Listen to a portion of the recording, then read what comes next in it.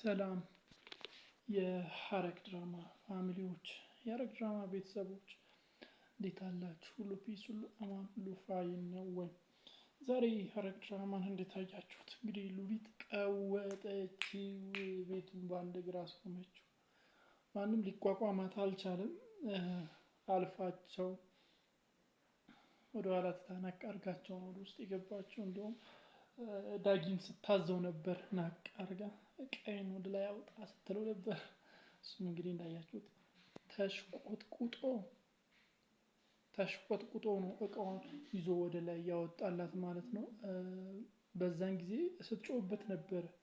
ስትጮውበት ነበረ እንድታወጣለ ምናምን፣ ነገር ግን ሊሰማት አልወደደም። ምክንያቱም ያው እሷን ያረጋትን ነገር ሉሊት ስለምታውቅ ያንን ስለምታጋፍጠው ለሉሊት መታዘዝን ነው እየወደደው። በሌላ በኩል እንግዲህ ናታን እዛ ድረስ መጥቶ ነበር። ኤፉ ጠፍታበትና ኤፉ ልክ ስትመጣ እዛ ሲጨቃጨቁ ነበር።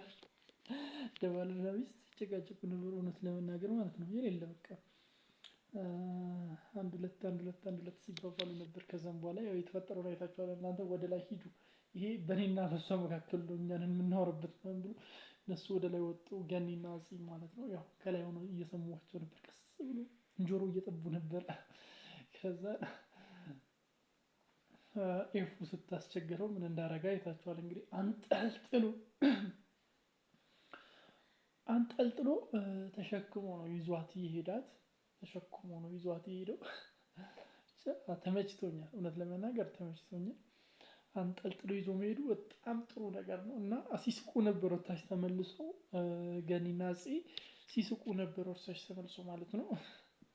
እኔ ለስቁባት ነበር እንግዲህ ቤት ከገቡ በኋላ ጀስት ሲያወራት ነበር፣ ሲጠይቃት ነበር። ጃኬት ሲማን ነው ምናምን ሲላት ነበር። እንግዲህ ኤፉ የሆነ ነገር ብላዋለች። ምንም ሊዋጥለት አልቻለም። ሊያምናት አልቻለም። ከዛም በኋላ ስልክ ስትደውል ከኋላ እየሰማት ነበር። ብቻ ልትወጣ እንደሆነ አውቆ ሲከተላት ነበር። እንግዲህ ከዛም በኋላ ቃል መጥቶ ሲቀበላት ተደብቆ እያየ ነበር።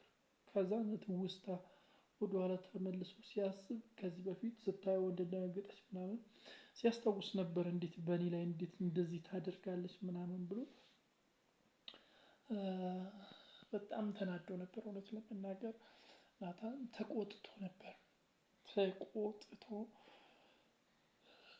ብቻ ላለመውጣት እና ችግር ላለመፍጠር እዛ ራሱን እንደምንም አረጋግቷል። እንግዲህ አሁን ኤፉ ወደ ቤት ተመልሳለች። እሱም ከኋላ ተከትሎ ወደ ቤት እየገባ ነው። ቀጣይ ክፍል ላይ ምን ይፈጠራል ብላችሁ ታስባላችሁ? በእነዚህ ሰዎች መካከል ምን ሊፈጠር ይችላል ብላችሁ ታስባላችሁ? የምታስቡትን የምትገምቱትን በሙሉ በኮሜንት መስጫ ሳጥን ላይ አስቀምጡልኝ። ለዚህ ቻናል አዲስ ከሆናችሁ ሰብስክራይብ በማድረግ የደወል ምልክቱን መጫን እንዳይዘነጋ። 50,000 ደርሰናል። ወደ 100,000 ጎ